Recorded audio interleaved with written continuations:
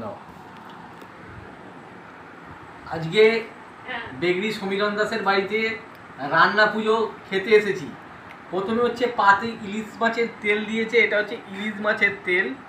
আচ্ছা, এর সঙ্গে দিয়েছে একটা এই যে দেখতে পাচ্ছি পটল ভাজা।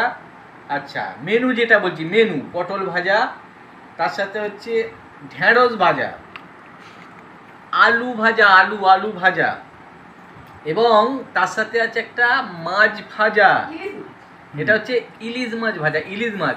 এটা 1200 টাকা কিলো ইলিশ মাছ।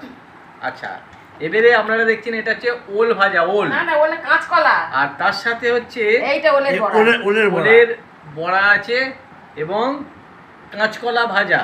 বেগুন ভাজা, এখানে দেখতে পাচ্ছেন নারকেল ভাজা, এগুলো নারকেল ভাজা, বেগুন ভাজা, আর হচ্ছে ডাল, তার সাথে নারকেল দিয়ে চালের ছেঁচকি, হ্যাঁ, আর এখানে চালদার চাটনি, আর এখানে হচ্ছে মাছের ঝাল।